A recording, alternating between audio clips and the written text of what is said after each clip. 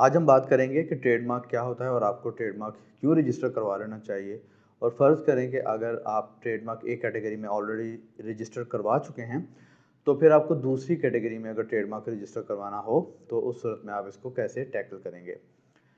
सबसे पहले ट्रेडमार्क कोई भी ऐसा वर्ड या ऐसा सिंबल जिससे किसी बिज़नेस को रिप्रेजेंट किया जाता हो। आपके सामने अगर किसी फैब्रिक के ऊपर गुड का निशान लगा हो या किसी फुटवेयर के ऊपर अगर गुड का निशान लगा है, तो आपके जहन में जो ब्रांड आएगा वो मोस्ट प्रोबेबली नाइकी होगा, अगर आप कुछ चीज़ों को समझते हैं तो। सिमिलरली अगर आप फूड के ब्रांड्स के साथ फेमिलियर हैं, तो आप कहीं पे अगर देखेंगे, कहीं पर अगर आप एम शेप देखेंगे, तो आपको वो पता चल जाएगा कि ये मैकडॉनल्ड्स का ब्रांड है। तो किसी भी वर्ड या सिंबल से जिससे ब्रांड पहचाना जाता है, उसे हम ट्रेडमार्क कहते हैं या ब्रांड आइडेंटिटी कहते हैं। अब ये जो ब्रांड आइडेंटिटी है, इसको आपने प्रोटेक्ट करना है। प्रोटेक्ट करने के लिए फिर आपको इसका रजिस्टर करवाना पड़ेगा ट्रेडमार्क, जो कि हर कंट्री में एक ऑफिस होता है, जिसे कहते हैं मोस्टली इंटेलेक्चुअल प्रॉपर्टी ऑफिसेज होते हैं हर कंट्री में। आपको वहाँ पर अपने ट्रेडमार्क को रजिस्टर करवाना पड़ेगा, क्योंकि आप अपना ब्रांड प्रोटेक्ट करवाना चाह रहे हैं। अब ब्रांड प्रोटेक्शन क्यों ज़रूरी है? ब्रांड प्रोटेक्शन के दो मेजर रीज़न जो हैं वो तो मैं आपके सामने बता देता हूँ, वो जिनकी वजह से आपको ब्रांड प्रोटेक्ट करवाना चाहिए अपना।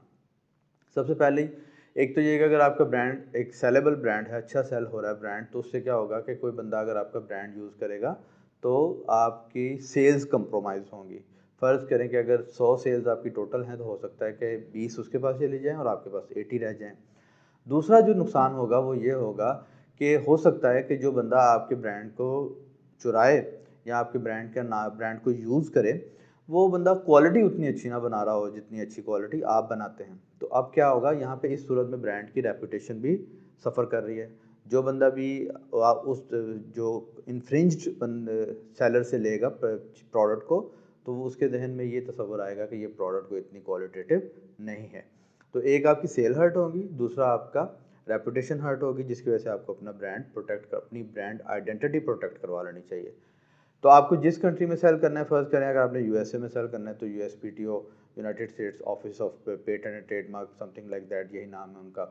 यूके में अगर आपने जाना है, तो यूके का अपना एक ट्रेडमार्क ऑफिस है, वहाँ पे आपको रजिस्टर करवाना पड़ेगा। और अगर आप इंटरनेशनली भी करवाना चाह रहे हैं, तो उसके लिए वाइपो की सर्विस आप यूज़ कर सकते हैं, लेकिन उसके लिए भी बेसिक कंट्री में आपका जो ट्रेडमार्क है वो रजिस्टर होना चाहिए। अब जब ट्रेडमार्क आप एप्लीकेशन देते हैं, तो आपको ये अलाउ किया जाता है कि आप अपने लोगों के साथ टीएम यूज़ कर सकते हैं। जब टीएम यूज़ करेंगे, तो दैट मीन्स कि आप पब्लिक को ये बता रहे हैं कि आप इस ट्रेडमार्क के अंडर ऑपरेट करते हैं।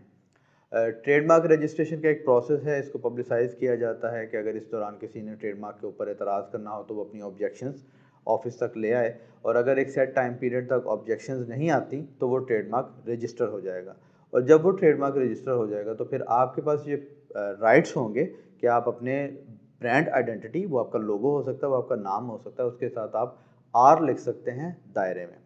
तो जब आपका ट्रेडमार्क रजिस्टर हो गया, तो आपको ब्रांड प्रोटेक्शन होगी। इसके साथ साथ अगर आप मार्केट प्लेस सेलिंग कर रहे हैं, लाइक अगर आप अमेज़न में सेल कर रहे हैं, तो आप वहाँ पे अपने ब्रांड की अनऑथोराइज्ड सेलिंग भी जो है वो प्रोटेक्ट कर सकते हैं। और उसके साथ साथ अमेज़न के जो बेतहाशा बेनिफिट्स हैं, वाइन प्रोग्राम हो गया, A+ हो गया, उनको यूटिलाइज़ कर सकते हैं। थर्ड चीज़ ये है कि अगर आप ये जो आपका ट्रेडमार्क रजिस्टर होगा, ये किसी स्पेसिफिक कैटेगरी में होगा।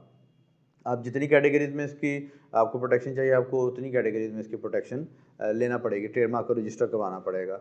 तो फ़र्ज़ करें कि किसी एक कैटेगरी में आपने लिया और लेटर ऑन आप किसी दूसरी कैटेगरी में सेल कर रहे हैं, तो उस सूरत में आपको ये एक तरह से फुल एप्लीकेशन होगी।